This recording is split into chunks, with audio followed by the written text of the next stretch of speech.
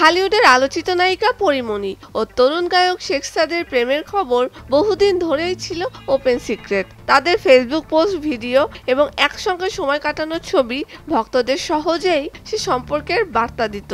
এমনকি সাদির মায়ের বানানো পিঠার ভিডিও পরীমণি ফেসবুকে পোস্ট করেছিলেন, যেখানে সম্পর্কের ইঙ্গিত ছিল স্পষ্ট। তবে এখন গুঞ্জন উঠেছে তাদের সেই প্রেমে এসেছে ভাঙন।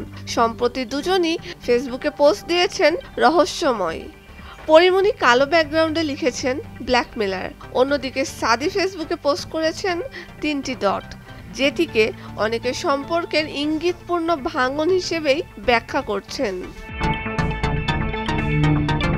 পরীমণি তার পোস্টের কমেন্ট সেকশন বন্ধ রাখলেও অনেকে সেই পোস্ট শেয়ার করে সরাসরি সাদিকে ট্যাগ করছেন। কেউ কেউ বলছেন সাদি নিশ্চয়ই কিছু একটা করেছেন, তবে দুজনের কেউই এখনো পর্যন্ত সম্পর্ক ভাঙার বিষয়ে আনুষ্ঠানিক কোনো বক্তব্য দেননি। পরীমণির অতীত সম্পর্কের ইতিহাস বেশ আলোচিত।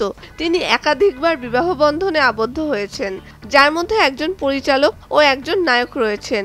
সর্বশেষ চিত্রনায়ক শরীফুল রাজের সঙ্গে তার বিবাহিত সম্পর্কের ইতি ঘটে। তাদের এক পুত্র সন্তানও রয়েছে। রাজের সঙ্গে বিচ্ছেদের পর পরীমণিকে গায়ক শেখ সাদির সঙ্গে ঘনিষ্ঠ হতে দেখা যায়।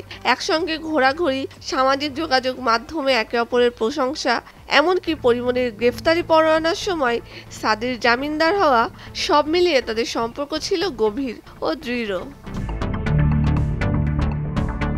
গুঞ্জন রয়েছে তাদের সম্পর্কের টানাপোড়েনের পেছনে রয়েছে পরীমণির বাসায় অল্প কিছুদিন কাজ করা এক গৃহকর্মীর ভূমিকা। সন্তানের দেখভালে নিয়োজিত সেই কর্মীকে পরীমণি বাসা থেকে বের করে দেন।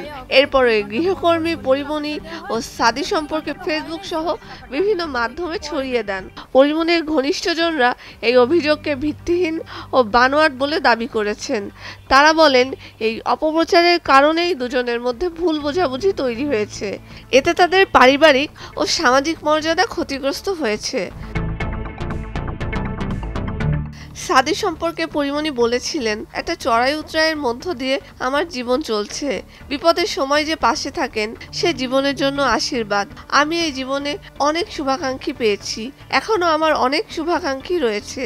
আমার সুখ দুঃখের গল্পগুলো তাদের সঙ্গে শেয়ার করি, এতে আমি মানসিকভাবে ভালো থাকি। সাদিও বলেছিলেন, আমি ইন্ডাস্ট্রিতে দীর্ঘদিন কাজ করছি। পরীমণির অনেক ইতিবাচক দিক রয়েছে। তিনি বিপদে পাশে থাকেন, সবসময় আমি তার মঙ্গল কামনা করি। সুমাইল আমিশা, স্রোতস্বিনী, ভোরের কাগজ।